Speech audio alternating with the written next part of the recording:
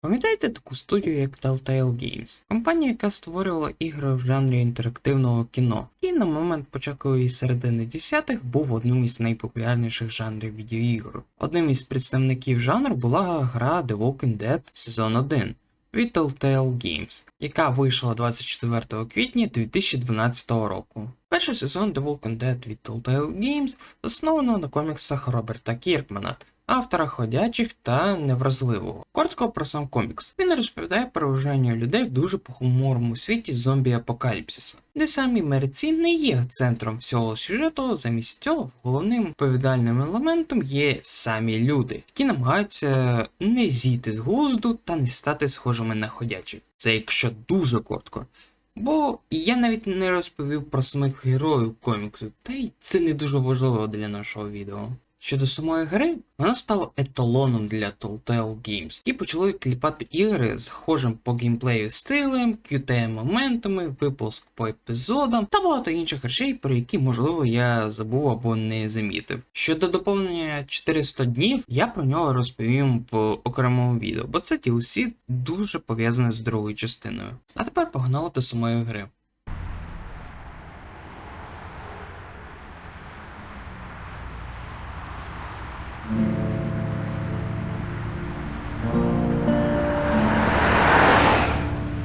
Гра починається з того, що офіцер поліції веде чоловіка на ім'я Лі в тюрму за вбивство коханця своєї дружини. Поки ми їхали до в'язниці, в цей час багато патрульних машин та вертоліт поліції прямували до Атланти. Поки нас везли в тюрму, ми могли вибрати варіанти діалогу. Кожен наш вибір буде як-не-як впливати на хід сюжету, або на те, як до нас будуть відноситись персонажі. Хочу зазначити, що події самі не будуть змінюватися так кардинально.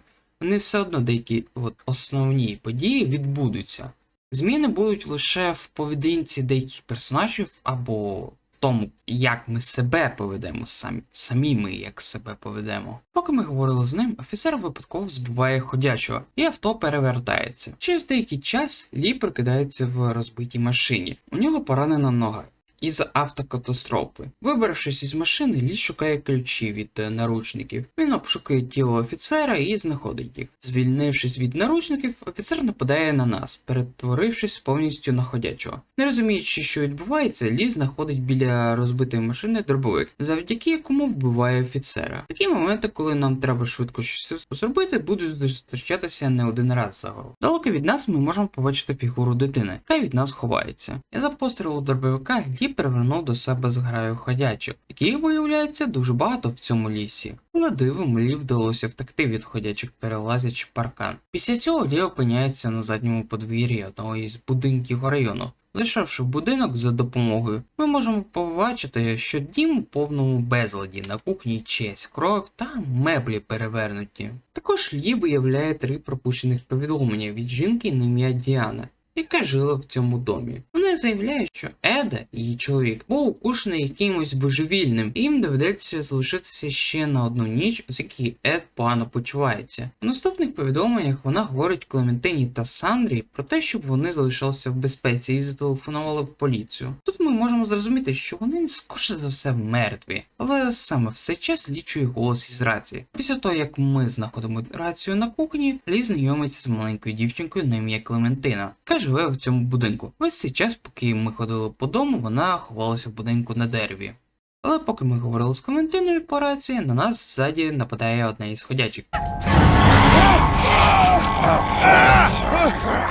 Це та сама Сандра, нянька Клементини. Відбиваючись від неї, відбувається наша перша QTE-сцена, які на той час були усюди. Хоча, можливо, в нових іграх вона також є, але, напевно, не в такій кількості, як в іграх початком 10-х. Та в самих ходячих не так багато цих сцен. Намагаючись будь-якими способами зупинити ходячку, на допомогу Лі приходить Клементина, яка приносить молоток, завдяки якому ми забиваємо до смерті ходячку. Після цього ми вирішуємо поки доглянути за дівчиною, бо якось небезпечно залишати дитину саму в порожньому будинку, поки на вулиці блукають мерці. Ми вирішуємо знайти допомогу, поки не стемніло. Біля дому Клементини ми зустрічаємо Шона та Чета, яким допомагаємо розчистити дорогу, щоб поїхати звідси. Шон привіз Лі з Клементиною до ферми Гершела, де ми з ними її знайомимося відразу.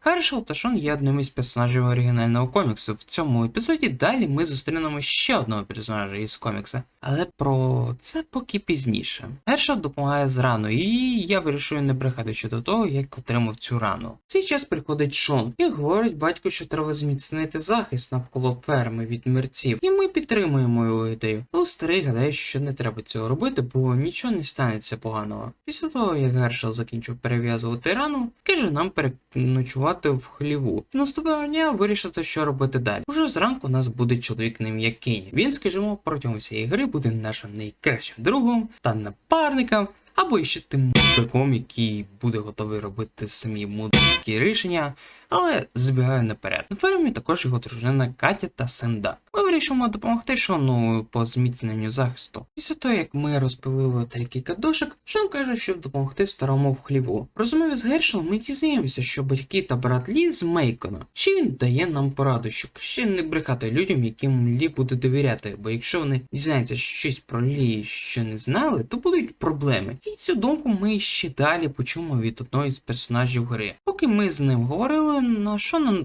та Дака нападають ходячі. І у нас вибір врятувати Шона чи Дака. Я вирішив врятувати Шона, а в цей час Кенні рятує Дака, але нам не вирішує допомагати і тікає. Сюди ж прибігає Гершел, який вбиває ходячих, але не встигає, щоб врятувати сина. Від цього всього старий посилає всіх нас і виганяє з ферми. З родиною Кенні ми аж приїжджаємо до Мейкону, де машина Кенні каже адіос і далі вирішують пройтися, щоб знайти десь якусь допомогу. В місті на нас нападає натовп мерців, один із яких намагався вкусити Дака, але одна із вцілілих допомогла відбитися від них.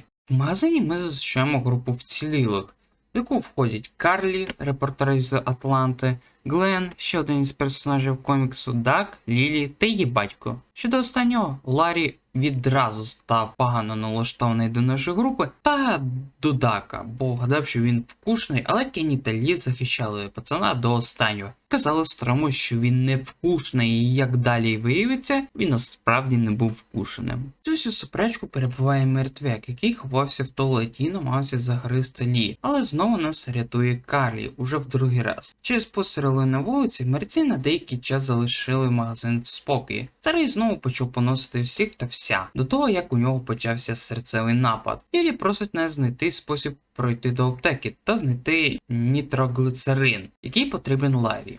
Лан вирішує відправитися до мотелю за бензином. Ми даємо йому рацію, щоб він міг повідомити, якщо щось трапиться з ним. Ходивши по магазину, ми зможемо побачити і зрозуміти, що він належав батькам Лі. Але їх самих ми не бачимо, бо, як розповідає Лілі, їм довелося вивезти тіла із офісу на вулицю, що підтверджує, що вони мертві. Кенні нам дякує за підтримку, що ми не дали Ларі вигнати Дака. Та каже, що досі турбує те, що він не допоміг нам врятувати Шона. В офісі Лі знаходить фотографії своєї родини і рве фотографії на дві частини, викидаючи ту, де він сам. Несподівано в офіс заходить Карлі і каже нам, що вона все про Лі знає, але не розповість групі, бо зараз це їм точно не треба знати. Через деякий час з нами зв'язується Глен. Він повідомляє, що застряг в мотелі. Ми вирішимо йому допомогти разом з Карлі. Але перед цим я вирішив з Даком дізнатися, де ключі від аптеки. Ключі виявляються у передаваного стовпом брата Лі, який вже давно перетворився на одного із цих мерців. Перед тим як піти, вирішив допомогти Карлі з радіо. Взявши Карлі з собою, ми відправилися до мотелю, де зустрічаємо Глена, який ховався від мертвяків. Глен розповідає, що чув, як плакала якась дівчина, і каже, що нам треба їй допомогти. Майже по стелсу, перебивши всіх мерців, ми доходимо до номеру, де ховалася ця дівчина. Як виявляється, вона була вкушена і просить нас, щоб її вбили. Я вирішив дати їй пістолет Карлі, щоб вона змогла вибратися, але залишаюся з нею, щоб забрати зброю. Повернувшись, Кенні нам нагадує про Ларі, якому потрібні ліки. Знову зайшовши в офіс Клем, ми вирішимо розчистити шлях до аптеки. В процесі цього ми знаходимо тростину батька Лі, який говорить Клем, що з цією тростиною він відлякував крадіїв. Поки вони двигали стіл, між ними зав'язується розмова щодо батьків Лі, і мені довелося вертітися, щоб якось нормально відповісти. А щодо батьків Клем, ми говоримо, що вони її знайдуть. Також я знайшов пульт від телевізора, який дуже як знадобиться. Відімкнувши ворота до магазину, Лі з Даком вирішують, як відволікти мерців, щоб швидко дістатися до ключів. Ми даємо йому пульт. Він показує свої здібності в техніці і переналаштовує пульт. Ми вимикаємо найближчі телевізори, але перед цим розбивши вікно, і після цього всі мерці пішли на шуми телевізорів. Ми спостерігаємо, як Лі прощається з братом і вбиває його. Після цього ми забираємо ключі, але мерцям надоїло слухати шум з телека і вирішують піти до магазину. Повернувшись, ми нарешті відчиняємо двері від аптеки та вмикається сигналізація, яка приваблює все більше мерців. Поки Кенні та інші розчищують вихід з магазину в офісі, Лі, Дак та Карлі намагаються не дати мерцям увійти в магазин. Карлі в цей момент намагається зізнатися Даку у коханні, але їй це не вдається. В підсумку нам залишається тримати двері, але завдяки Клементині, яка принесла тростину, нам вдається зачинити їх. Але яка невдача. В цей же час Дака та Карлі схопили мерці. І у нас вибір, кого врятувати. Вирішив допомогти Карлі, давши їй патрони. А Дака, на превеликий жаль, з'їли. Приходить Кенні і каже всім, що час тікати звідси. Клементину схопив один із мерців, але з ним швидко розібралися. Коли ми майже були біля виходу, Ларі, як останній б'є нас в лице, залишаючи на свавілля долі. Але Кенні приходить за нами і рятує нас. Наша група вирішила тимчасово залишитися в мотелі. Глен вирішує відправитися в Атланту, кажучи нам, що у нього там друзі, та забирає віддану нам рацію з собою.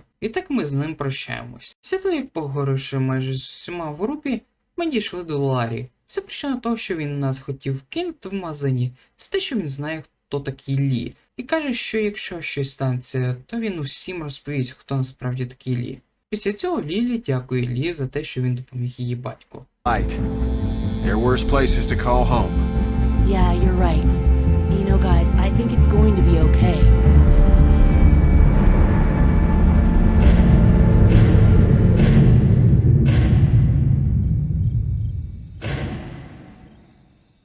Між першим та другим епізодами відбувається таймскіп у цілих 3 місяці.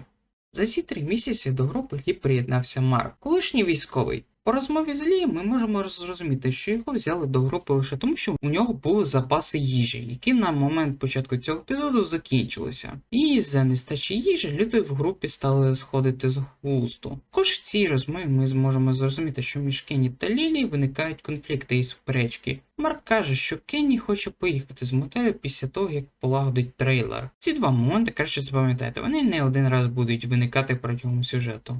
Лі та Марк, поки полювали в лісі, почули чоловічий крик. Прибігши на крик, Лі, Марк та Кенні зустрічають 2 школьників та їх вчителя, який попав в капкан. Один із школьників на ім'я Бен просить нас допомогти, але інший школьник на ім'я Тревіс не дуже довіряє їй, гадає, що ми ті самі бандити, які напали на їх табір. Ми вирішили допомогти їм, поки мерці не з'явилися. Я спробував відімкнути капкан за допомогою топору, гілки, тоді спробував переробити ланцюг, але це не допомогло. Єдиним варіантом залишалося відрубати ногу. Це не піпець, яка неприємна, її самий прикол в тому, що її показують крупним планом, показуючи цей процес так детально, що хочеться плювати. Ми змогли врятувати Девіда, так звати їх вчителя, але довелося залишити Тревіса, бо було вже пізно рятувати його від натовпу мерців. Після логотипу гри нам показують, як група Лі влаштувалася в мотелі. Можна побачити, що за 3 місяці вони змогли зміцнити захист у вигляді стіни та воріт у вигляді сміттєвих баків. Повернувшись на базу з новими людьми, Лілі та Ларі не дуже задоволені новим людям, бо, як каже сама Лілі, їжі залишилося десь на тиждень. І кормити ще 2 чоловіків з малими запасами – це ще та проблема. Також тут Кенні та Лілі почали один на одного срати. Я вирішив стати посередині та сказати, що неважливо, хто лідер, треба якось вирішити, що робити з ними. З цієї відповіді Кенні не дуже задоволений та каже, що нам все одно доведеться вибирати сторону. Ларі також намагався добувати свої 5 копійок щодо Лілі, але Лілі його попустила і сказала допомогти Марку зі стіною. А нам дало завдання роздати деяку їжу людям із групи, але не всі зможуть отримати їжу. Вона робить це, щоб ми відчули, як це робити такі важкі рішення. В першу чергу я вирішив перевірити стан Девіда, але Катя поки не знає і просить нас їй допомогти. Говорить нам, що досі не може привикнути до цього всього, особливо до того, що Девід без ноги. Ми говоримо, що нам довелося відрубати йому ногу. Після цього я вирішив поговорити з Клементиною. Вона досі зберігає рацію, яка в кінці минулого епізоду поламала. Також в цій розмові Клементина згадує про своїх батьків. І на мою думку, вона стала здогадуватися, що вони мертві, але це лише теорія. Першим, кому я вирішив дати їжу, це Клементина. Їй я дав в'ялене м'ясо. Бен, який сидить поряд з Клем, досі думає про те, що ми відрубали Девіду ногу. Каже, що хоче хоч щось зробити для нашої групи, але ми говоримо, що він зробив все, що він міг. З Даком не так багато діалогів, але він також щось малює, і як Клементина. Він став другим, кому я дав їжу.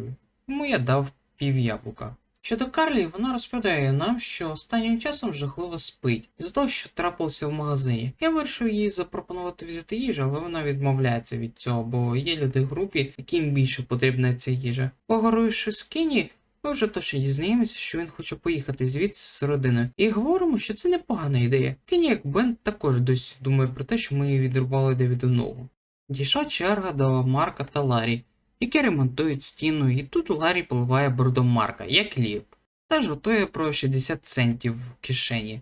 В розмові з Марком щодо Лілі, як завжди, Ларі влізає в розмову і каже, що вона все чудово робить на відміну від нас. Скажімо, розумію, що він просто намагається захистити свою доньку та тому подібне, але інколи така поведінка щодо інших не дуже добре в зомбі-апокаліпсисі. Також в цій розмові ми пропонуємо свою допомогу, але замість неї їм більше потрібна наша сокира. Я вирішив дати сокиру Марку. Ларі не дуже задоволений цим, але Марк каже, щоб він облишив Лі. І розуміє, що він просто дбає про Лілі, як Лі дбає за Клементиною. І можу тут побачити, що Ларі не може відповісти на це, бо розуміє, що це правда. Я вирішив дати Ларі крекер та сир. Він став третім, кому я дав їжу. Залишилася остання пачка крекеру та сиру, яку я вирішив віддати Кенні. Які спершу спитають, чи ми дали таку, і говоримо, що ми вже зробили. Після чого говоримо з Ліді, що роздали їжу і розуміємо, який це складний вибір. В цей же момент приходить Кенні, дякує нам, що подбав про його родину і каже, що ми більше заслуговуємо з його родиною поїхати звідси. І додає, що не всі будуть задоволені тим, як розподілилися їжі, на що ми робимо сумне обличчя. Катя кличе Лі та Кенні, щоб вони підійшли. Каже, що Девід втратив дуже багато крові і помер. Кенні від цього біситься, бо знову ще одна людина померла. І можемо побачити, як такі моменти дуже впливають на психіку людей та не можуть це витримувати. Далі пішла розмова щодо Бена. Але в цей момент позаді Каті померший Девід встає з мертвих та нападає на Катю. Ми намагаємося відштовхнути мерця від Каті, що нам дається, і кличемо на допомогу. Але на цей раз він нападає на нас. З допомогою Карлі нам дається його вбити. Всі офігівають від того, що чел, якого ми принесли, виявився зомбі. Всі стали питати Бена, якого біса він не сказав, що він вкусний, та розповідає всім, що зомбі можна стати навіть без укусу. Цей процес може відбутися із-за втрати крові, або якщо багато прийняти пігулок. Зупинити це можна лише одним шляхом – куля в голову. В цей самий момент біля мотелі проходили два чоловіка, або, правильно сказати, два брата Сент-Джонси – Енді та Денні. Брати розповідають, що вони з ферми, яка знаходиться неподалік звідси, а бензин їм потрібен для генераторів, які постачають струмом електричні паркани для захисту. Енді хоче поторгуватися з нашою групою, а обмін на пальне вони можуть дати нам запаси їжі. Лілі говорить Лі та Марку перевірити обстановку на тій фермі. Ще з нами йде Карлі та Бен.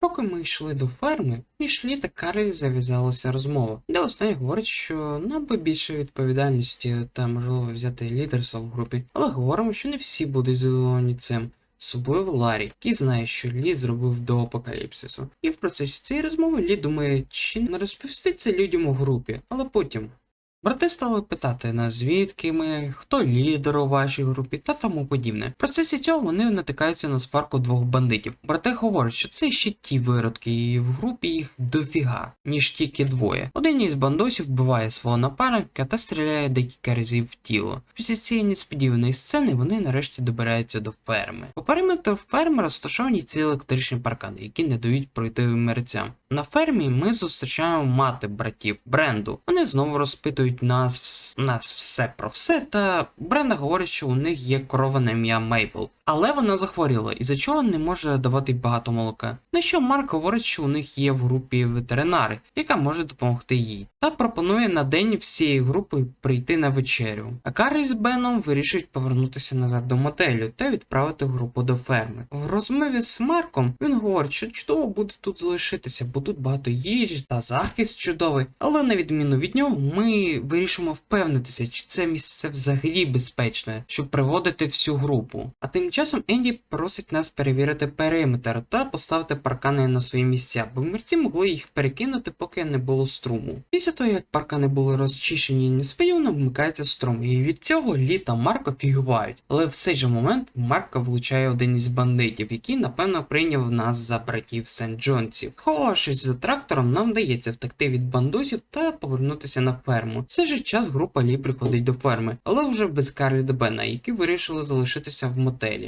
Енді говорить, що чув, як Марк кричить, і тому вімкнув струм. Брена забирає Марка всередину дому, щоб витягнути стрілу. Також брати говорять, що їх родина уклала угоду між бандитами. Взамін на їжу вони припинять нападати на ферму, але із-за чогось ці бандоси стали знову нападати на ферму. Хоча у них була угода. Денні вирішує знайти табір бандитів та провчити їх. Ми з Денні вирішимо піти та розібратися з цими бандосами. Десь в лісі, недалеко від ферми, Лі з Денні знаходять невеличкий табір. Оглянувши його, ми можемо зрозуміти, що недавно тут хтось був, бо в кастрюлі тепла вода. На столах ми знаходимо коробки з ферми Сент-Джонсів та камеру. Також у наметі фотографію матері та її доньки, які тут проживають. І тут же біля фотографії ми знаходимо кепку Клементини, яку вона загубила. В цей же момент в табір повернулася та жінка з фотографії. Вона погрожує Лі та Денні арбалетом. У розмові з нею ми розуміємо, що вона не працює з бандитами та не стріляла з арбалету в Марка. Також ця жіночка натякає нам, що родина Сент-Джонсів приховує щось. Але Денні її вбиває, не даючи дорозповісти те, що вона хотіла. Лі не сподобалося те, що Денні її вбив, але той каже, що вона цілилася йому в лоб. Після цього вони вирішують повернутися назад до ферми, бо Денні більше не знає, де шукати тих бандитів, але перед цим він забрав з собою арбалет як трофей. Повернувшись назад, ми можемо побачити, як Кенні та Лілі сваряться. У розмові з Лілі виявляється, що Кенні хоче обшукати хлів, бо йому здається, що Сент-Джонси щось приховують. Зайшовши в хлів, ми зустрічаємо Клементину та віддаємо їй знайдену в таборі кепку. Підійшовши до двері, позаду нас з'являється Кенні, який говорить, що ця родина щось ховає та чує якісь звуки за цими дверима. І взагалі йому не подобаються ці люди. Роздивляючи замок, Кенні задає таке провокативне питання, яке в наш час поливали би брудом гру або взагалі відмінили гру із цього діалогу. Роздивившись замок, ми можемо побачити, що він закручений шурупами, що дозволяє нам його не ламати. Але відімкнути двері зважає Енді, який сидить в хліву, і нам треба його відволікти. Я вирішив сказати, що там його зараз личуть, але цей варіант не вдався, бо він скоро повернувся назад. Тоді вирішив відволікти за допомогою генератора. Вимкнувши та забравши ремінь за допомогою мультиінструмента, ми ненадовго відволікли Енді. Зайшовши в хлів, ми чуємо, як дзвонить дзвін. Всі пішли на вечерю, а Кенні сказав замовить Лі слівце, поки він буде взламувати замок. Лі приступив до злому замку за допомогою мультиінструмента. Відчинивши двері, він бачить, що вся кімната в крові. Позаду нас з'являється Енді, який говорить, що тут вони розчиновують різну живність, яку знаходять в лісі. Зробивши вигляд, що ми йому повірили, ми пішли разом із ним на вечерю. Зайшовши в дім, ми бачимо, що у Енді за поясом зброя. Всі вже сидять за столом та чекають вечерю. Але ми вирішили ніби помити руки, а замість цього подивитися, як там Марк. Бо чомусь його тут немає. Потихому піднявшись на другий поверх, ми знаходимо Марка, але якому відрубили ноги.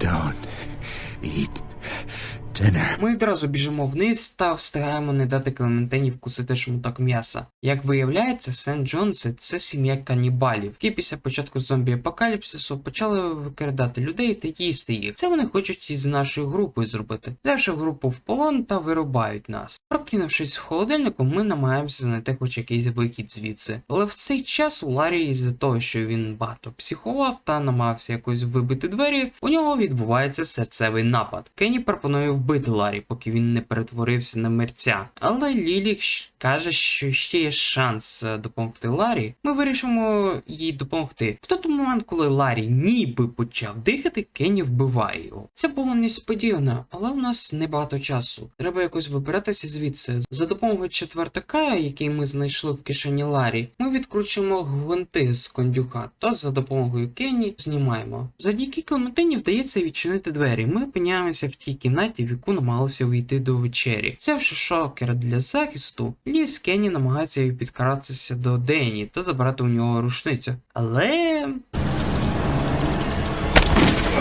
в цій ситуації Кенні міг нам допомогти, але вирішив пересидіти та починає себе вести.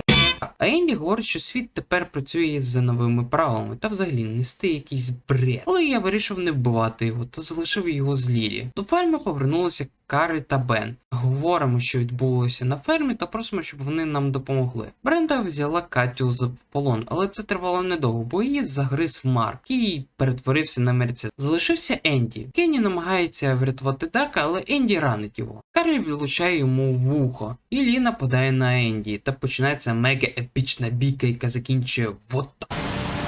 It's over! Говоримо йому, що ніхто не прийде, а той кличе Лі, щоб покінчив з ним. Але ми його залишаємо на самоті, і за дождю генератор припиняє працювати. Та на ферму мерці всією аравою проривають захист і захоплюють ферму. По дорозі до мотелю Лі з Карлі обговорюють те, що трапилось на фермі. Також вона віддає камеру, яку ми знайшли ще в таборі. На шляху ми знаходимо машину повної припасів. Ми вирішимо забрати всі припаси собі, роздавши кожному по коробці та віддавши Клементу встовку. Тим часом Карлі знаходить пару батареї, на що Лі її тролить, згадуючи, як в першому епізоді ми їй шукали батареї. Вставивши в камеру батареї, ми бачимо запис, на якому та жіночка з табору ось цей час слідкувала за нашою групою, особливо за Клементиною, яку хотіла викрасти та зробити з нею заміну своєї мертвої доньки. Між другим та третім епізодами минуло деякий час. Лі знову одітий в тому ж самому одязі, що в першому епізоді. Лі з Кенні повернулися в Мейкон, щоб затиритися запасами. Можна побачити, як Мейкон змінився порівняно з першим епізодом. І до магазину, де Лі з групою ховалися, завалений уламками із-за військового літака. Кенні та Лі обговорюють виїзд з мотелю та Мейкона. Ми говоримо, що треба їхати звідси, бо з кожним днем у мотелі стає небезпечно. На що Кенні каже, що не всі з цим будуть згодні, особливо Лілі. За Кенні ламається драбина, через яку ми могли спокійно залізти на фургон, а з нього в магаз. Але це не проблема, бо біля фургону стояв військовий джип. Поки ми тягли трос, щоб підтягти джип до фургону, Кенні говорить, що у Лілі справи йдуть не дуже добре, на що ми йому нагадуємо, що він вбив Ларі в минулому епізоді. Але говорить, що він все правильно зробив. Також згадує Клем та те, що ми вирішили забирати припаси з машини. І питає, чи вона досі засмучена, на що я випадково вибрав. I haven't asked. You even talk to that girl anymore? Намагаючись піднятися на фургон за допомогою Кенні, але той із своєї рани, яку отримав в кінці другого епізоду, відпускає нас і ми падаємо на джип. Намагаючись вдруге залізти, наша компашка бачить та чує, як кричить якась жінка, кличучи на допомогу. Думаючи, що робити, Кенні пропонує не допомагати їй, бо поки вона буде кричати, у них буде час зібрати припаси з магазину. Ми вирішимо не допомагати жінці, на цей раз нам вдається залізти на фургон та зайти в магазин. Там ми по-шустрому зібрали всі припаси, які були, та забиралися уже йти звідси, але на нас нападають мерці. Кенні, як справжній козел, вирішує нам не допомагати. Запитавши, чому він нам не допоміг, відповідає, що їх було багато. Та й ти сам за себе подбав. Повернувшись в мотель, ми можемо побачити стріли на огорожі, що свідчить те, що на табір Лі уже нападали бандити. І, можливо, уже не в перший раз. Бачимо, що Клементина з кимось по рації розмовляє, але ми не приділяємо увагу цьому. В розмові з Лілі та Кенні піднімається тема з поїздкою із мотелю. Лілі думає, як пережити зиму. Ми все одно дотримуємося думки, що треба з мотелю їхати та як швидко. І тут раптово Лілі зривається на всіх і говорить, що в групі з'явився щур, який краде припаси не тільки їжу, але й ліки. Після цього вона всіх виганяє з кімнати. Кенні говорить, що йому не подобається, що всі вважають його поганцем, та навіть дякую ніхто не сказав. Калі каже, що нам треба поговорити з Лілі щодо припасів. Та коли буде вільний час у Лі, також поговорити із нею. Знову зайшовши до Лі, розпитуємо про щура, який краде припаси. Вона говорить, що серед групи завівся щур, який особливо краде ліки, такі як антибіотики, оксикотин, одним словом, усе в чому є опіум, і просить нас знайти якісь докази, бо, як вона сама каже, зараз не в найкращій формі.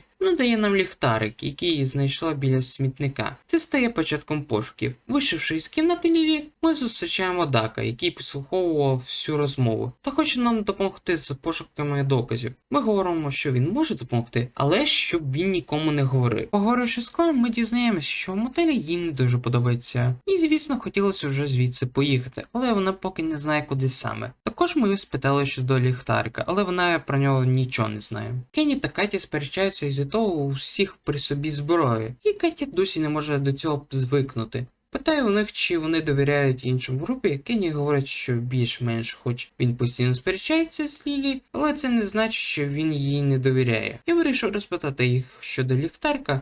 Катя говорить, що знайшла скло біля автомата з льодом. Це стає нашою зачіпкою. Але перед цим вирішив поговорити з Беном. Вирішив його також спитати щодо ліхтарка, але говорить, що нічого не робив та взагалі про це нічого не знаю. Підійшовши до автомата з льодом, там ми знаходимо скло від ліхтаря, та біля нього хрест, намальований крейдою. Дак говорить, що це може бути одним із доказів нашого розслідування. Вирішив розпитати Клем щодо рожевої крейди, каже, що вона кудись зникла, та після цього нас кличе Дак, який знайшов рожеву крейду та якийсь слід за воротами.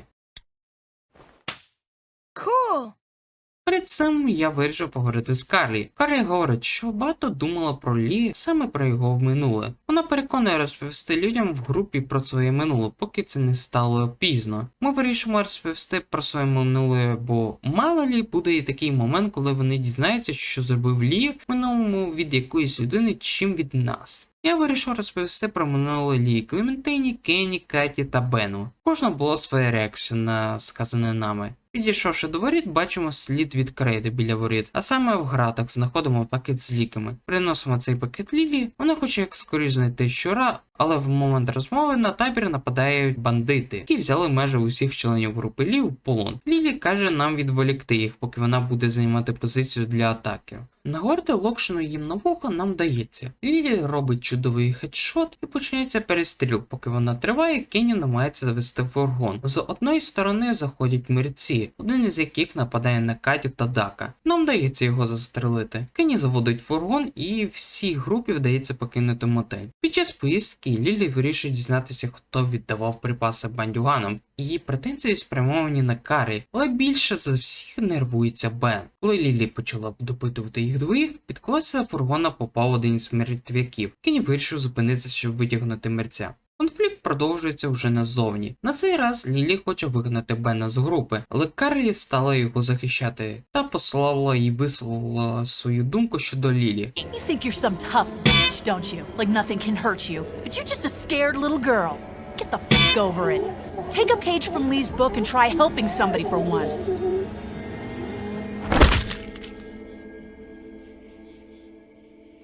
Now, what the f***'s the problem?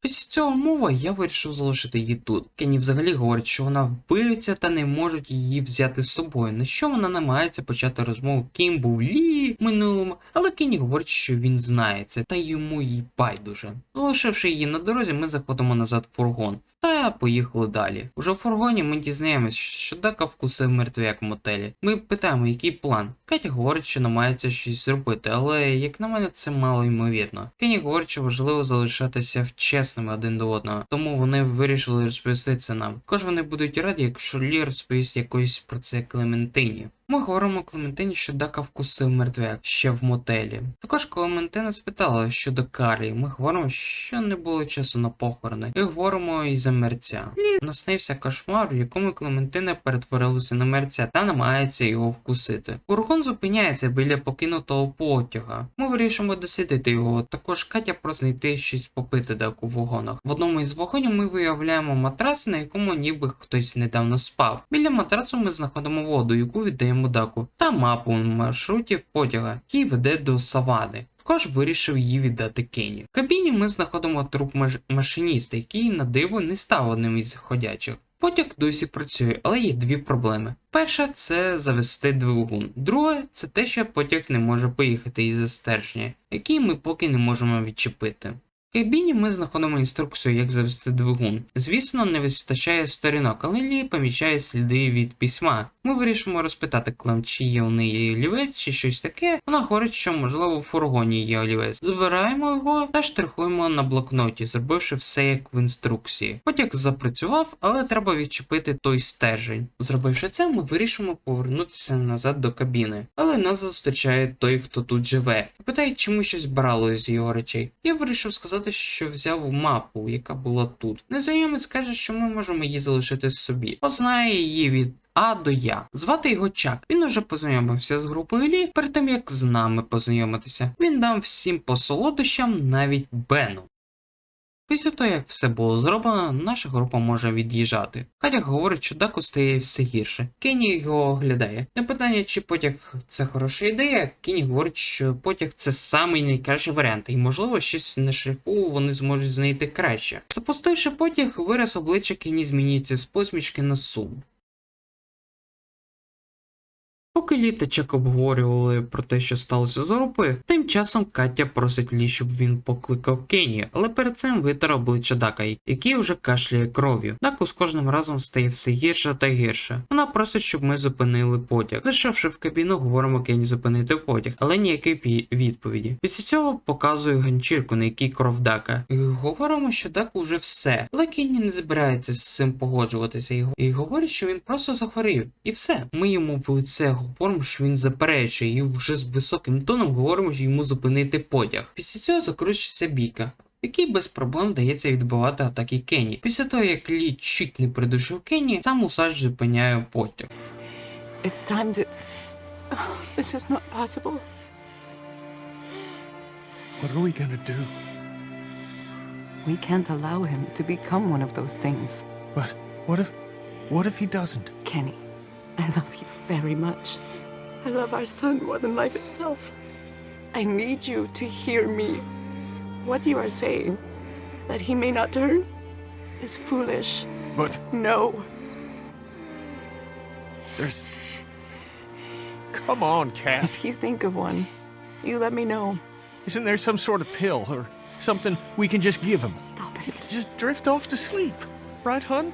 I mean, Jesus, this is our son. I know. Катя разом з Кенні вирішують відвести Дака в ліс, та відбувається самий неоднозначний момент. Прибігши до місця, ми виявляємо, що Катя, не витримавши весь цей тягар відповідальності, застрелилась. What the hell happened? What did you... She could... She just... Oh,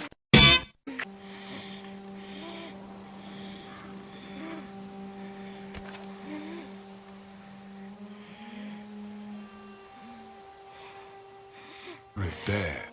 You gotta do this. Just put an end to it, man.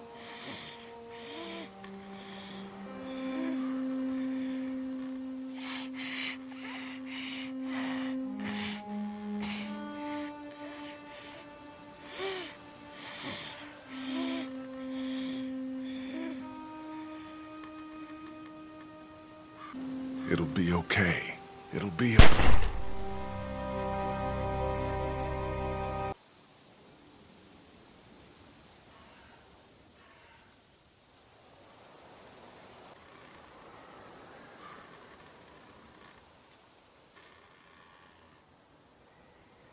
Уже в потязі Клементина говорить, що Чак їй сказав, що вона так же помре, як і Даг. Прийшовши до Чака, питаємо, на що він сказав таке. А виявляється, все просто. Він просить Лі навчити дівчинку стріляти та підстерегти її. Бо що буде, якщо Лі не стане, а вона не може себе захистити? Також розробити якийсь план, бо знайти човен – це, на його думку, не найкращий план.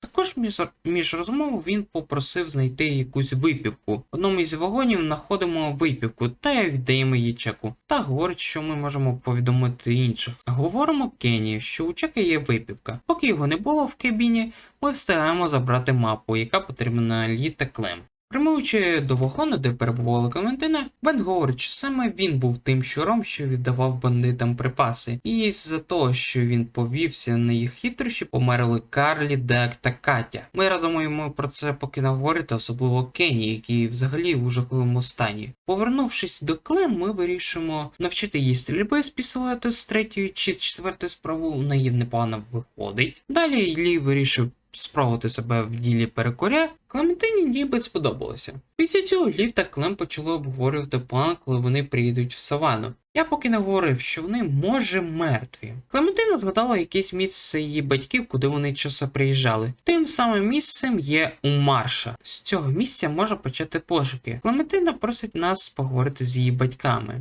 Але в цей момент різко потяг зупиняється. Шлях нам далі перегороджує звисаюча з моста цистерна.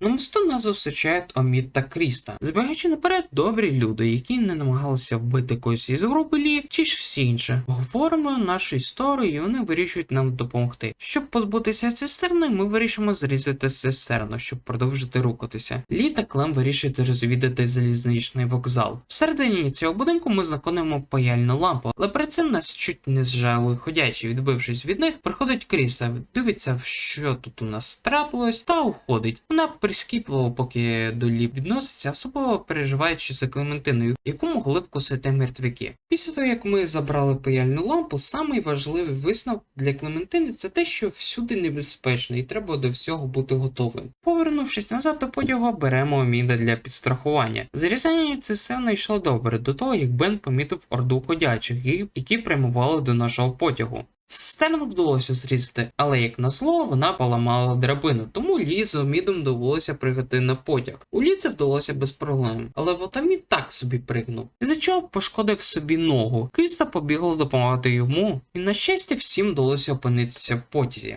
Під'їжджаючи до Савани, помічаємо в рюкзаку Клем малюнок Кенні, Каті та Дака. Лі вирішує не показувати це Кенні. Також говоримо, що він з Клем, коли прибудуть до місця, підуть шукати її батьків. Але в цей момент з рації долинали шуми. Незнайомець по тій стороні говорить, що не може дочекатися, коли вона приїде до Савани, та те, що у нього її батьки. Лі та Кенні в шоці від цього неочікуваного моменту. І Лі треба буде якось обміркувати свій план по пошуку батьків Клем. Четвертий епізод починається з того, що наша група вже прибула до Савани, тихо ходячи по вулиці міста. Лі забрав у Клементини рацію із-за того, що відбулося в кінці минулого епізоду. Вона ж питає у Лі, чи вона може хоч потримати рацію. Лі говорить, що можливо пізніше дасть. Кріста говорить, що їм треба відпочити, а саме Оміду, який за того, що упав в минулому епізоді, всю дорогу кульгає. Ми питаємо у Кенні, скільки ще йти до берегу, на що говорить ще кілька кварталів впереді. Але у цей момент хтось б'є в дзвін. Лі бачить силует людини на даху церкви. Також по рації заговорив незнайомець з кінцівки минулого епізоду. Він говорить, що краще бігти з вулиць, поки є час. Кріста дивується з того, що рація працює. Ми питаємо у незнайомця по рації, чи це не він зараз бив у дзвін, але ніякої відповіді ми не почули. На звуки дзвона прибіг натовп мертвяків. Говоримо усім тікати. Один із мерців взяв за ногу Кенні і хотів уже кусати, але завдяки Лі вдалося врятувати вусача. Бена та Клем затискають ходячі. Бен, як справжній щур, тікає та залишає маленьку дівчинку в небезпеці. На допомогу їй прибіг Чак, який вирішує відволікти мерців на себе і кричить групі, що потім їх знайде. Наша група знаходить якийсь покинутий дім та вирішують сховатися від мерців тут. Омід, як завжди, падає Лі, та як несподівано відкрилася рана у нього. Кріса говорить, що треба Міда занести в дім, щоб промити йому рану, але вхідні двері зачинені та забиті дошками. Ми вирішимо знайти спосіб, як потрапити в дім. Говоримо з Беном щодо того, що він зробив. Чувак говорить, що перехвилювався та взагалі не знає, що з ним трапилось. Ми говоримо йому, що якщо ще таке трапиться, то мертвяки стануть найменшою проблемою. У Кенні питаємо, як йдуть справи з дверима. Він говорить, що двері зачинені і поки думає, як їх відчинити.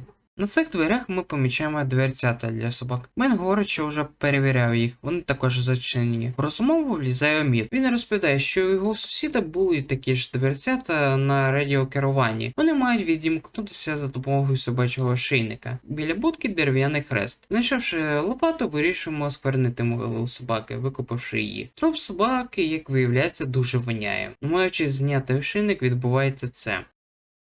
Із-за цього Крісту непогано вирвало. Підносимо ошейник до дверцят, і вони відчиняються. Лі оглядає середину будинку, і ніби нікого немає. В цій ситуації є невелика проблема. Лі не може дотягнутися до ручки двері, щоб відчинити її. Бен говорить, що може спробувати відчинити, але його випереджає Клементина, яка пролізає через ці дверцята. Ми питаємо у неї, чи все гаразд у неї, але недовго довелося чекати, вона відразу відчинила двері нашій групі. Лі вирішує вичитати її за такий мов, на що вона ображається на це. Кріса говорить, що Лі дуже різко вичитав Клементину. Вже в домі Кріса питає у Лі, коли він хотів розповісти, що рація працює. Ми говоримо, що тільки вчора про це дізналися. В цій розмові Кенні більше хвилює людина, яка била у дзвін, і припускає, що та людина не хотіла, щоб наша група дісталася до річки. Ми пропонуємо поки відпочити, доки мерці не підуть та доки Оміду не стане краще. Кріса говорить, що треба для початку перевірити весь будинок, щоб вважати його безпечним. Кенні та Бен пішли перевіряти другий поверх, а нам залишається перевірити перший поверх. Лі вибачається перед Клементиною за те, що він на неї накричав, і зробив це тільки заради її безпеки. І набагато краще стало після того, як почула це. Перевіривши перший поверх, нічого крім скрімеру з шваброю не виявилось. Говоримо Крісі, що перший поверх безпечний. Також ми питаємо щодо Міда, на що вона говорить, що з ним поки все ок, але може бути і інфекції за рани. Кріс та Лі намагаються дізнатися більше про незнайомця за рації, але їх перебуває Бен, який кличе Лі. Діло в Кенні. Піднявшись на горище, ми бачимо Кенні та його. Oh my God.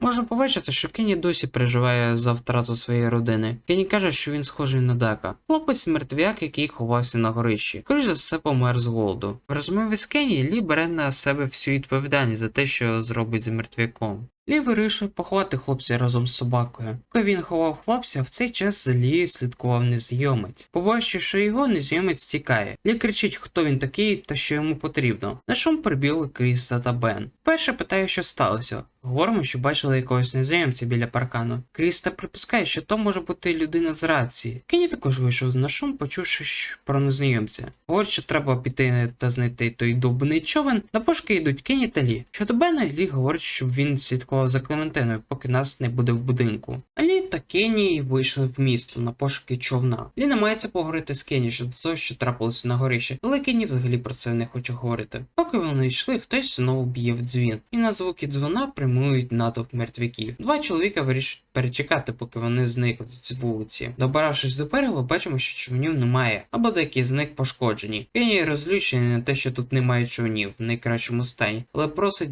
подивитися через телескоп, чи є довкруги якісь човни в хорошому стані. Біля телескопу ми бачимо купу мертвих та ще й живих мерців, у вигляді ніби якоїсь стіни. Лі перевіряє телескоп, але як виявляється, щоб він запрацьовував, треба четвертак. У газетного автомата ми вибили четвертак. Кенні говорить, що човен, який він перевіряв, не підходить, бо корпус розбитий та хтось викрав батарею. Подивившись через телескоп, чи є ще якісь човни, ми бачимо, що біля доків 0 човнів. Але наш зір перевернула людина, яка за допомогою лідоруба спустилася з даху в будівлі. Лі та Кенні ховаються, щоб незнайомець не побачив їх. Кенні пропонує напасти по-тихому на нього, бо гадає, що це той самий дзвонар. Бій йшов на користь Лі, але її зупинила Клементина. Незнайомцем виявляється дівчина на ім'я Молі. Кенні намагався підійти до Молі ззаду, але та його валить з ніг, що Кенні аж постріл в нікуди розробив. Молі розповідає, що стіна з мертвяків – це діло рук Кроуфорда. Це, скажімо, фракція мудаків, які позбулися від дітей, старих та хворих, бо вважали, що сильніші мають вцілити. У розмові з Молі ми дізнаємося, що саме вона била у дзвін. Кенні відразу звинувачує її в тому, що саме вона слідкує за групою. Але Лі говорить, що голос був чоловічим. Молі пояснює за дзвони, і вона таким способом відволікає ходячих, щоб вони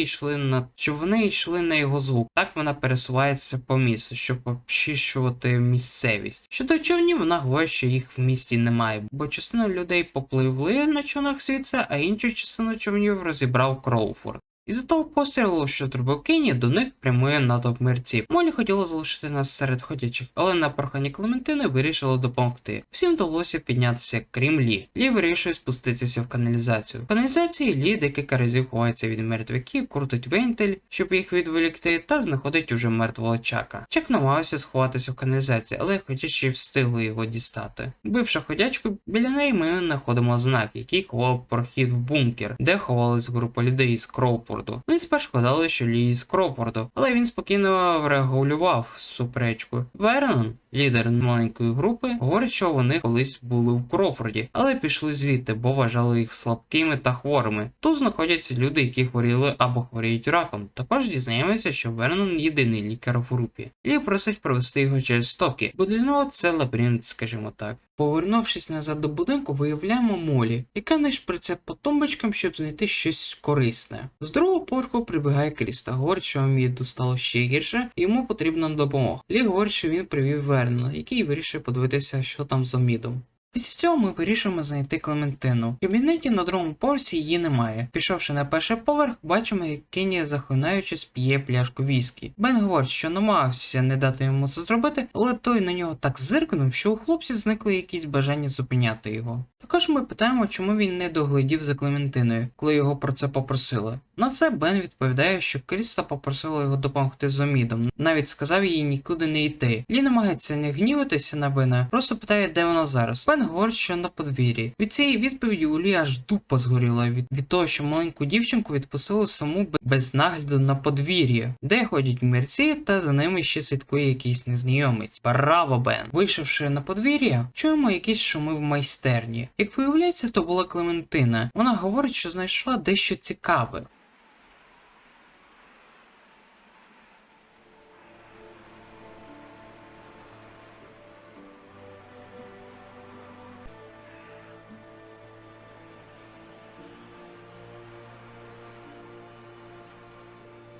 Кенні оглянув човен, і у нього гарні та погані новини. Гарні новини – човен справний у непоганому стані. Погані новини – бензобак порожній, а акумулятор взагалі розряджений. Нашою ціллю стає Кроуфорд, де наша група зможе використати бензин з акумулятором та ліки, які будуть потрібні групі Лі і групі Вернона. Вирішують відправитися вночі.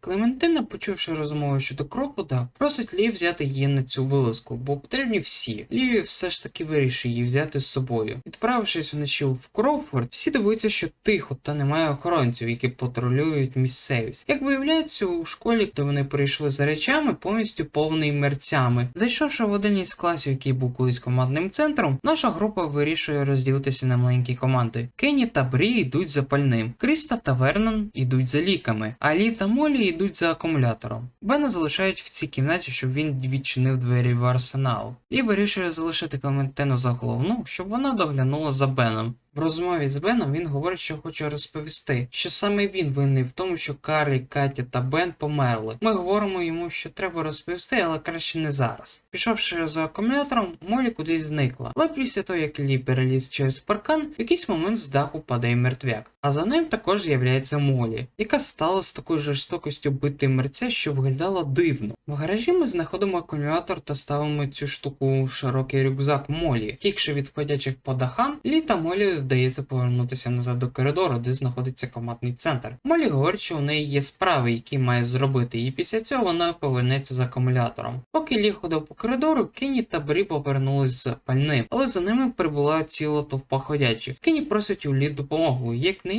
їм вдається не дати мерцям війти та заблокувати вхід. Підходячи до медпункта, бачимо, як ходячі оточили вхід до нього, з-за чого Кріса та Вернон не можуть вийти. Бивши усіх мерців, заходимо в медпункт. Вони Вони говорять, що є невеличка проблема. Щоб забрати ліки, треба ввести код, щоб відчинити сховок. А код ніхто з них не знає, тому Лі доведеться дізнатися код від сховка. Знайшовши касету та працюючу камеру, ми дізнаємося, що той мертвяк, якого вбила Молі, був місцевим лікарем, який говорить своїй пацієнтці, що вона вагітна, та треба позбутися дитини. Код тут ми, на жаль, взагалі не побачили. Повернувшись до тропу лікаря, знаходимо у нього ще одну касету. Та якийсь код. Ні, не код від сховку в медпункті. Вивівши цей код, щоб відкрити шафку лікаря, знаходимо ще одну касету. Ставивши другу касету, лікар говорить своїй пацієнтці, що у неї є два варіанти. Це зробити аборт або піти з Кроуфорду. На цей раз ми змогли побачити, як він вводить код та те, як йому в бік встромляє ніж. Забравши ліки, ми мали вже йти до командного центру, але залишилася третя касета. На ній ми можемо побачити Молі, яка робила деякі послуги лікарю, щоб отримати ліки для своєї сестри. Але лікар вирішує розірвати договір. Тут ми дізнаємося, із-за чого вона так била того лікаря та те, що вона колись була у Кроуфорді. Зустрівши Молі, Лі говорить їй, що знає, що вона з Кроуфорду. В розмові з нею вона говорить, що вона та її сестра жили в Кроуфорді. Спочатку все було чудово, до того, як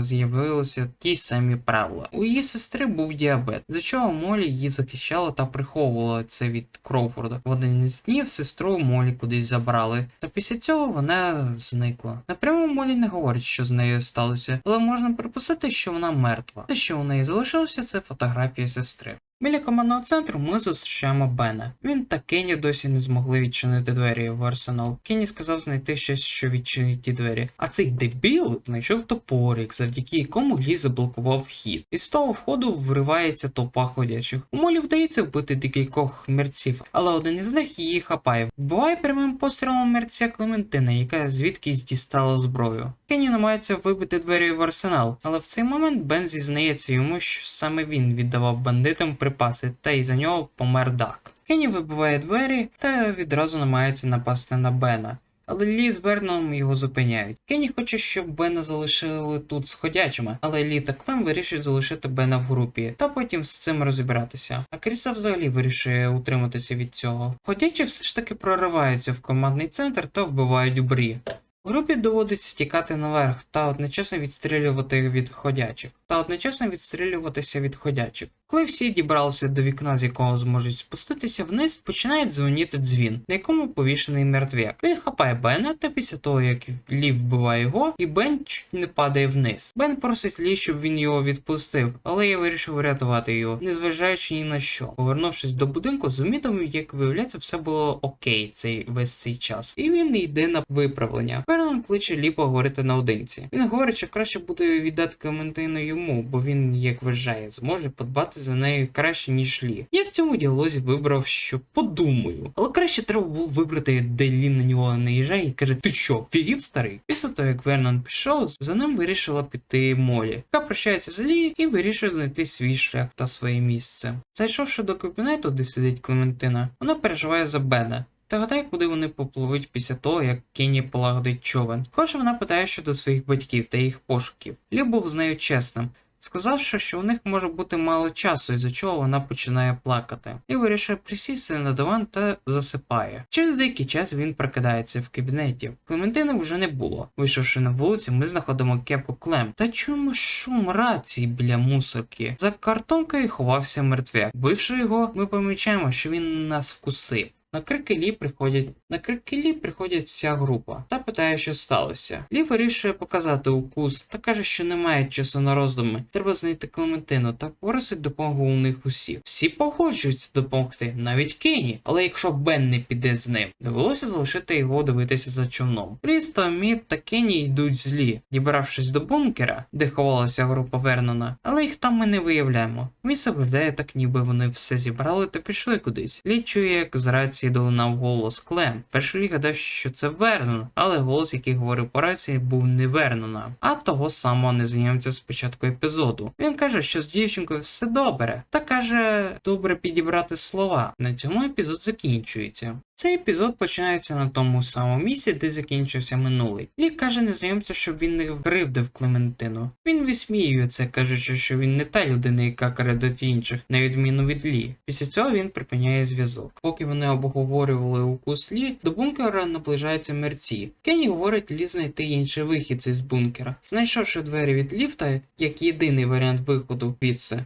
Коли Лі намагався вчинити їх, то в якийсь момент став втрачати свідомість. Зараження від укусу почало діяти. Коли Лі прокинувся, він побачив, як йому збиралося відрізати руку. Лі відмовляється від цього, бо вже минуло багато часу з укусу, та тому, що йому потрібні 2 руки, щоб врятувати Клем. Відчинивши двері від ліфту, піднімаємося по драбині на дах. Коли ми піднімалися, Лі знову втрачає свідомість, але чудом не падає вниз. Піднявшись на дах, наша група вирішує якось відволікти мерців біля лікарні внизу. Омід та Лі виявляють дзвін, який може їм допомогти відволікти мерців. На даху ми знаходимо драбину, яку використовуємо, щоб дістатися до дзвіниці. Лі вирішує залізти по драбині та подзвонити в дзвін, бо йому вже нічого втрачати, він уже вкушений. А якщо його знову вкусять, це нічого не змінить. Поки він ліз, драбина встигла поламатися та впасти вниз, але дивом Лі вдається запригнути до дзвіниці. Після того, як Лі перевернув увагу мерців завдяки дзвону, він вирішує пригнути з дзвіниці на дах лікарні, що йому вдається. Повернувшись до будинку, виявляємо в майстерні самого Бена. Без човна. Бен говорить, що прийшов Верен з його групою, забрали човен та закрили його в майстерні. Кріста питає у Лі, що вони будуть робити далі. Лі говорить, що краще вибратися за місто, бо так буде набагато безпечніше, ніж в містах. Кенні знову починає сперечатися з Беном, говорячи, що того краще було залишити в Кроуфорді та тому подібне. Від чого у Бена підгорає, і він посилає Кенні та висловлює йому все. I am so sorry about Katja and Duck. I am! And I know I f***ed up. But stop pushing me around and stop wishing I was dead! No! You know how they died. You've said goodbye. I never got to see my family, my parents, my little sister. Do you get that? Your family is gone, but at least you had them to lose. I never made it home. They could be alive or dead or walkers or worse, and I don't know. So give me a break. Крики Бена перевернули мерців. Якось відбиваючись від мерців, у групи закінчилися патрони, за чого їм довелося лізти на горище, щоб врятуватися від мерців. Кенні говорить, що у них немає ніяких ідей щодо того, як вибратися звідси. Лі знову втрачає свідомість, прикидається в той момент, коли в рації звучить голос Клементини. Вона говорить, що зараз знаходиться там, де завжди зупинялися її батьки. Кенні говорить, що їм робити, якщо Лі стане ходячим. Також він згадує випадок з Ларі. Суперечка доходить до точки кипіння, що Лі аж бере бюс і кидає прямо в стіну. Тепер вони знають, що стіну можна роздовбати. Поки Кенні довбив стіну, Лі сказав Крісті та Оміду, що вони мають подбати за Клементиною. До розмови приєднується Кенні. Ми дізнаємося, що останнім часом після всього того, що з ним трапилося, йому просто важко все це переносити. Коли Омід роздовбав стіну, вони входять в кімнату батьків хлопчика на горищі. Тут же Кенні знаходить пістолет з одною кулею. Просто запам'ятайте цей момент. Вийшовши на балкон, вони по одному перестрибують на сусідній дах. Всім вдається, крім Бена, який падає вниз із-за того, що конструкція не витримала вагу та була роздобленою до цього. Лі та Кенні спускаються вниз, щоб допомогти Бену, але ми бачимо, що його наскрізь проткнув залізний прут. Хлопець просить, щоб його не кидали. На крики Бена з обох сторін підходять мертвяки. Кенні вирішує залишитися з Беном, а Лі відганяє та вбиває Бена, щоб той не страждав. Лі говорить, що сталося, і всі від цього в шоці. Група вже з 3 чоловік продовжує свій шлях. Лі все більше стає гірше. Лі знову повторює, що Клементина з Крістою та Амідом буде краще. Група прийшла до місця першої зустрічі Молі. Вони вирішують прийти через вивіску, яка зчіплює 2 будинка. Лі вирішує першим піти, але в один момент вивіска падає вниз. Лі вирішує спуститися вниз по трубі, але перед цим говорить Крісті та Аміду знайти човен і зустріти його з Клем на північ від міста. Уже внизу Лі підбирає шматок скла і починає прориватися через натовп мерців.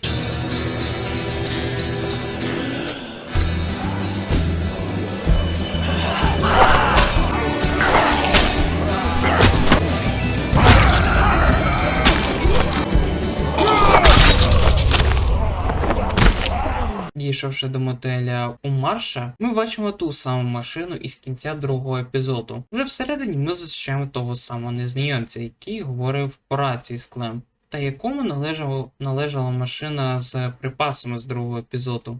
Він говорить Лі дістати всі речі, які у нього є, та поставити на стіл. Він говорить, що слідкував за нашою групою відтоді, коли ми забрали у нього припаси з машини. Та після цього він втратив свою родину. Незнайомець звинувачує Лі у всьому, що сталося з його родиною. Він планує жорстко катувати та вбити Лі. Після цього забрати з собою Клементину, щоб виховати її як свою доньку. В один із моментів незнайомець почав говорити зі своєю сумкою. В ній, як виявляється, голова його дружини, яка стала ходячкою. Нарешті Клементині вдається вийти з кімнати, де незнайомець її замкнув. Лі своїм поглядом показує на тесак та застромили в плече незнайомцю. Зав'язується бійка, в якій більшій частині перемагав він, але Клементина його вбиває точним пострілом в голову. Лі думає, як вивести Клементину з товпи мерців. За дверима стояв один із ходячих, але він не напав на Лі. Все тому, що був весь в крові мертвяків. Бивши мерця, Лі обмазує кишками Клементину, щоб мертвяки на неї не напали.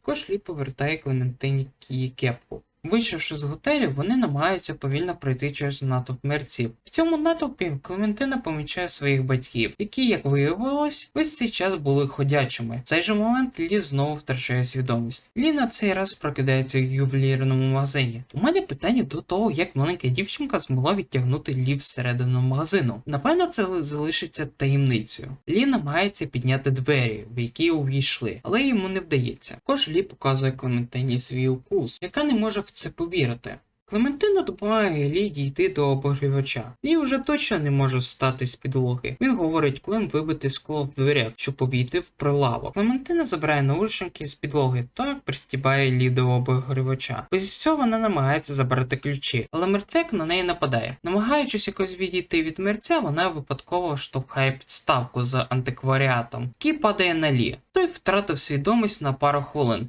Але прокинувся, він штовхає ногами биту до Клем і з всією силою розбиває мертвяку голову. Strong, Clem.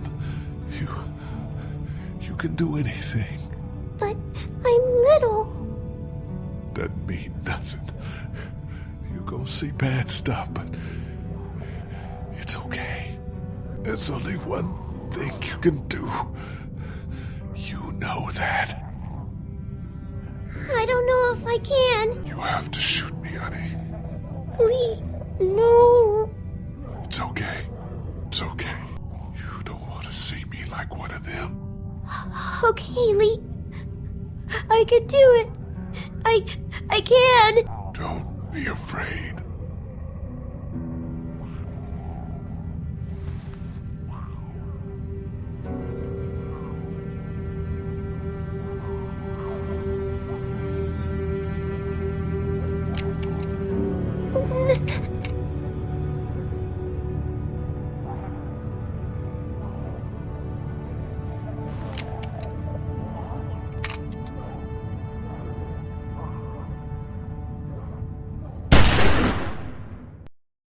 Що можу сказати? Гра досі чудова в плані сюжету, кожен із персонажів харизматичний, та ніхто з них не бісить тебе протягом всього сюжету. Щодо графіки, видно, що вона на цілих 10 років або навіть більше застаріла, і навіть недоробки в катсценах. А повне відео без цензури ви можете подивитися на Патреоні. Посилання на нього в описі. Ставте подобайки, підписуйтесь на канал, нажимайте на дзвіночок, щоб не пропускати нові відео. Також заходьте на мій ТГ-канал, де я пишу новини про наступні відео, малюнки, щитпости та інше. Хочу підняти актив в ТГ, тому заходьте, там не буде нудно. А на цьому поки все. Па-па! Think fast, Chuckle Nuts!